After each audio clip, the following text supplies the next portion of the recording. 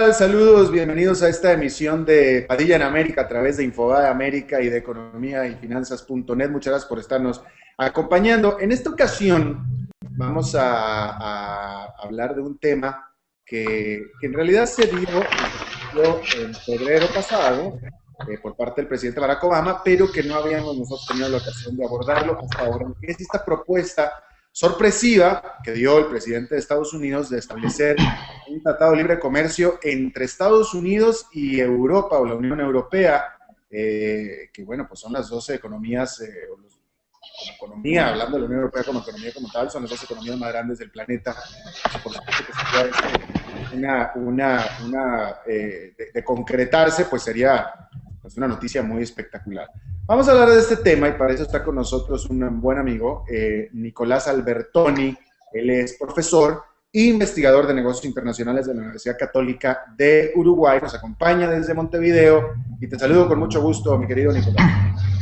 ¿Cómo estás, Alberto? Un gusto estar en contacto con este tema tan importante, ¿no? Digo, como tú señalabas y reafirmando lo que decías, fíjate que estos dos bloques, países, bueno, hablando de la Unión Europea justamente como un conjunto de países, están abarcando el 45% del GDP mundial. Entonces, estamos ante una realidad que muy cambiante del comercio internacional. A esto se le agrega, no debemos olvidar, el Acuerdo Transpacífico, que tiene sus orígenes en el 2005. Entonces ahora se está haciendo como un macroacuerdo, y por qué no decir como una mini resolución de Doha también, algunos analistas así lo ven, que es muy importante analizarlo. Fíjate que justamente trajiste a la mesa el tema que justamente te iba a preguntar, que era sobre la ronda de Doha. Y a ver, la ronda de Doha de negociaciones comerciales mundiales de la OMC se detuvo, se atoró en el asunto de los subsidios agrícolas. Hay que recordar, esto es para ponerlo en perspectiva para todo el mundo, que el punto de encono entre las economías, no nada más las ricas, sino también entre las ricas y las pobres, es el asunto de los subsidios agrícolas que da, o los subsidios que da su agricultura todo el mundo, porque se los da la Unión Europea, se los da a Estados Unidos, se los da a Japón también. Y de ahí es donde se atoró la ronda de Doha. Ahora, Estados Unidos, déjame nada más dar un poquito la perspectiva, Nicolás, para poder pasar al asunto, porque es bien interesante. Porque como nadie quiso quitar sus subsidios, pues entonces se atoró la ronda de Doha. Ahora, tú te acuerdas, Nicolás, que cuando menos Estados Unidos ha puesto sobre la mesa y ha dado la opción de que, ok, señores, vamos a quitar nuestros subsidios agrícolas, pero vamos a quitarlos todos. Es decir, lo quito yo, lo quito Europa, lo quita Japón. Cuando menos Estados Unidos tiene esa postura, y Europa y Japón son los que no han querido tocar el tema. La pregunta que yo te hago a ti es, a lo que tú conoces, a lo que tú sabes, ¿dónde quedarían esos subsidios? Si acaso la propuesta de Estados Unidos incluiría lo mismo de vamos a eliminar los subsidios agrícolas. Sí, bueno, yo creo que esa es la pregunta del millón justamente. Cuando el presidente Obama lanza en su discurso del Estado de la Unión esta propuesta, que esta propuesta vaya innovadora y también modificante del comercio internacional, en la OMC habrá justamente llamado mucho la atención, porque decir, bueno, van a negociar entre ambos países lo que tú justamente estás mencionando. Sí es importante mencionar que cuando uno ve la balanza comercial entre ambas partes, el 4% del comercio, el flujo comercial hoy de Estados Unidos o Unión Europea, abarca productos agropecuarios. El resto es básicamente productos industriales, lo cual no generaría, si uno ve la mesa de negociación de Doha, en gran parte estas dos partes intervinientes justamente en este acuerdo, Unión Europea y Estados Unidos, estarían del mismo lado. Es decir, acá no está negociando Estados Unidos o la Unión Europea con América Latina, que sí en Doha estaban en mesas enfrentadas, vamos a decir, ¿no? Unos defensores de los subsidios agrícolas y otros de los industriales. Entonces yo creo que en gran medida ese no será el conflicto de si esto va a influir o va a generar muchos avances en Doha, pero sí va a influir de alertar a países de América Latina que hoy siguen mirando hacia adentro. Fíjense que los que se están llevando gran parte de esto, el Acuerdo Transpacífico, todos sabemos el nombre de los que están ganando en América Latina: Chile, Perú, Costa Rica, Panamá, y el resto estamos esperando todavía una lógica que no existe, un comercio hacia adentro, que no hay que caer en la crítica barata, como se dice acá en esta zona de la región, sino objetivamente, no es el mundo y no es hacia dónde va el mundo. Entonces, esos dos focos, ¿no, Alberto? Lo importante que es esto para el comercio multilateral, lo va a modificar mucho. Acá me gustaría hacer una afirmación que creo interesante en este manejo. Estamos, como alguna vez le habrá sucedido el comercio doméstico, de pasar de los kioscos, creo que se dice kiosco en toda América Latina, a los supermercados. Acá justamente estamos pasando de ese trance, estamos pasando de pequeños kioscos regionales a grandes supermercados internacionales. Y eso genera mucha limitante para los pequeños, que si no se adelantan estos pasos, van a quedar un paso atrás y jamás se recupera eso. Claro. Ahora, nada más para entender, para que me quede claro a mí, tú al decir que solamente el 4% del comercio entre los Estados Unidos y la Unión Europea son agrícolas, entonces prácticamente estabas, y esta es la pregunta, afirmando que no crees que se vaya a poner el tema de los subsidios agrícolas en la mesa en esta negociación. Tiene que estar, digo, y va a ser importante, como tantos otros temas. Lo que quiero sí resaltar de que no necesariamente va a significar un avance y preponderante para Doha en general, porque repito, en la mesa de negociación son dos partes que estaban del mismo lado, no estaban enfrentadas. Y es la razón por la que cuesta mucho concretar acuerdo Mercosur-Unión Europea, porque justamente es un macroacuerdo de dos actores que están enfrentados en la mesa de negociación multilateral, unos agrícolas y otros industriales, cosa que no pasa con Estados Unidos y la Unión Europea, lo que no quita la importancia de este acuerdo. Es un acuerdo que, como dijera un colega chileno, es la respuesta del norte al desplazamiento del flujo comercial hacia Asia-Pacífico, ¿no? Entonces, creo que es un cambio de eje en el comercio internacional que hay que prestarle mucha atención. Ahora, si es que prospera, Nicolás, porque estoy reflexionando en lo siguiente, y seguramente tú estarás enterado.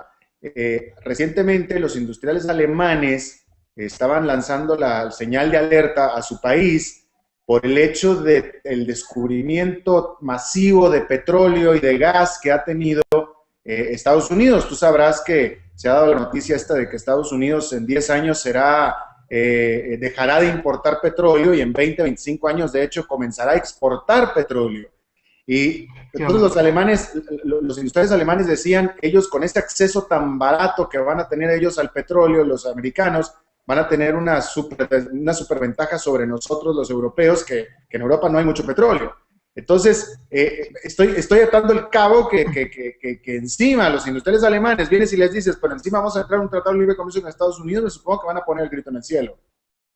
Total, digo, sí, claramente va a presentar muchas limitantes, ¿no? Digo, porque acá la gran pregunta es esa, es cómo van a resolver los grandes ejes del debate multilateral, que es los subsidios agrícolas y los subsidios industriales también, subsidios, es decir, la apertura a la materia prima en general y a productos industriales, que es el gran debate de esto. Es decir, esto está en veremos, pero sí es clave ver que las señales están dadas. No volver a repetir la historia del ALCA, ¿no? Y todo eso, pero yo creo que Estados Unidos ha dado señales claras a América Latina de que verdaderamente quería presentarse en conjunto las Américas para negociar estos grandes acuerdos, y hay gran parte de América Latina que no aceptó esto, dio espalda a esas propuestas, y ahora Estados Unidos no está haciendo otra cosa que avanzar en una especie de T, ¿no? Es decir, hacia gran parte mirando hacia Asia justamente y otra parte hacia Europa, lo que lo consolida nuevamente como una potencia. Yo me gustaría, digo, podríamos volver a hablar casi de una bipolaridad de grandes jugadores, esa multilateralidad o multipolaridad que se habla tanto. Bueno, ojo, porque donde se encierre un acuerdo transatlántico y uno transpacífico con actores preponderantes, yo creo que justamente estamos ante una bipolaridad de grandes actores, lo cual es creo que una modificación en la teoría que teníamos en los últimos tiempos. ¿Y cómo verías tú el desempeño? Porque en América Latina, como tú dices, también está esta bipolaridad de países que están apostando hacia el consumo interno, que están apostando hacia mercados cerrados, y están los países que son todos los contrarios. Y los contrarios son, bueno, pues Chile, Perú, Colombia, Centroamérica y México. de hacerse esta, ¿cómo será dentro de 20 años? Vamos a futuriar en el sentido de que habrá ya este Tratado de Libre Comercio con Estados Unidos y Europa, y aparte el Transpacífico. ¿Crees tú que la bipolaridad económica se vaya a acrecentar? Es decir, que los cerrados se queden atrás y los abiertos adelante. Sí, no, no tengo la menor duda, Alberto. Y creo que es, si uno ve los estudios de caso, ¿no? Del mercado doméstico, yo creo que se está dando un ejemplo muy similar al que te decía, pasando de los kioscos a los supermercados, porque a los supermercados internacionales, esto es muy fácil. Mañana te hablo de en 5 años, fíjense que CEPAL prevé que para allá, para 2014-2015, el comercio sur-sur será mayor el comercio norte-norte, lo cual es mucho fundamento para que Estados Unidos se haya alertado de todo esto, ¿no? Pero digo, claramente uno va a negociar mañana y con cualquier país con quien tenga más preferencias comerciales, eso es muy claro. El mismo ejemplo que le pasó a los kioscos, ¿tá? Digo, mañana van a pretender vender más cuando en realidad tiene una oportunidad y una gran fortaleza de stock, un supermercado, y también para bajar precios, que no lo tiene un pequeño vendedor. Entonces, ahora ya estamos hablando de grandes bloques y grandes regiones que están pasando esta lógica, ¿no? De los encerrados van a quedar por sí solos y los grandes van a seguir negociando, porque en definitiva cierran la cadena. Si uno se fija, no tanto en el transatlántico, pero en el transpacífico, uno puede ver que casi que se pueden abastecer ambas partes en la necesidad de productos, del flujo comercial. Y eso para América Latina es letal, porque digo, no va cada vez menos, se va a necesitar ante un mundo cada vez más abierto entre partes de una región que se cierra. Es decir, América Latina podría crecer hacia adentro, pero todos sabemos y la historia nos ha mostrado en los 70 y 80 que eso tiene su fin. ¿Y qué futuro tendría entonces China? Porque China no está en el Transpacífico, ¿sí? No, eso es importante y me interesa resaltarlo porque si bien China, uno ve, tengo justo mirando unos datos, en el 90 el 60% de las exportaciones a América Latina se iban hacia Estados Unidos y poco más del 10% estaban concentradas en Asia y gran parte en China, pero hoy más del 20% se lleva en el comercio de América Latina a China, es decir, lo que se está exportando desde América Latina va hacia China y el comercio con Estados Unidos ha bajado mucho. Pero lo importante de esto es ver quiénes están aprovechando este comercio con Asia. Porque si bien va a haber un transpacífico ampliado, en los cuales no todos los de Asia van a estar interviniendo, lo importante es ver que no todos en América Latina, básicamente concentrados en América del Sur ahora, están aprovechando esto. Los que se llevan gran parte de ese 20% terminan siendo Panamá, Perú, Chile, Costa Rica y algunos pocos más, Brasil obviamente por razones de escala, pero el tema es la otra parte de Sudamérica, y yo creo que gran parte de África también, es la gran perdedora de todo este proceso y este nuevo orden que se está generando en el comercio internacional. Ya, pero la pregunta también venía en el sentido de que como yo veo, como tú estabas hablando de que Europa con Estados Unidos y Transpacífico se van a autoabastecer, entonces, ¿en qué papel quedaría China entonces? ¿Disminuiría el comercio con estas regiones? China va a seguir siendo un gran bueno, en eso está por verse, pero la tendencia va a demostrar que sí. Digo, con dos acuerdos importantes. Fíjense que los proyectos del Transpacífico es a 2015, pero de avanzar las negociaciones, bueno, desde Europa también se ha confirmado el interés, ¿no?, de negociar con Estados Unidos. Estaremos hablando que de acá a 10 años habría un avance arancelario muy importante. Entonces, no dudemos que vamos a decir que todo el abastecimiento que generaba China y la compra puede verse disminuida con un flujo bilateral entre Estados Unidos y Europa, lo cual no es algo muy alocado de pensarlo, ¿no?, ante una reducción arancelaria que es la que se proyecta. Claro. Nicolás Albertoni, profesor e investigador de negocios internacionales de la Universidad Católica de Uruguay desde Montevideo. Te agradezco muchísimo tu siempre buena disposición a charlar con nosotros. Muchas gracias, Alberto, a vos, y la verdad que es importante siempre retomar contacto con este tema tan importante. Sí, sí, sí, totalmente de acuerdo contigo. Y te agradezco mucho, Nicolás, entonces. Gracias, Alberto. Bueno, y eso es todo lo que tenemos por esta emisión de Padilla en América a través de Infobae América y también de economiafinanzas.net. Muchas gracias por habernos acompañado. Nos vemos en la próxima y que la pasen muy bien.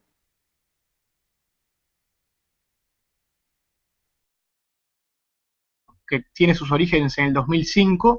Entonces ahora se está haciendo como un macroacuerdo, y por qué no decir como una mini resolución de Doha también, algunos analistas así lo ven, que es Justamente. muy importante analizarlo. Fíjate que justamente trajiste a la mesa el tema que justamente te iba a preguntar, que era sobre la ronda de Doha. Y a ver, la ronda de Doha de negociaciones comerciales mundiales de la OMC se detuvo, se atoró en ser un tratado de libre comercio entre Estados Unidos y Europa o la Unión Europea, que bueno, pues son las 12 economías, como economía, hablando de la Unión Europea como economía como tal, son las 2 economías más grandes del planeta. Pues, por supuesto que sería esto de concretarse, pues sería pues, una noticia muy espectacular. Vamos a hablar de este tema y para eso está con nosotros un buen amigo, Nicolás Albertoni. Él es profesor e investigador de negocios internacionales de la Universidad Católica de Uruguay.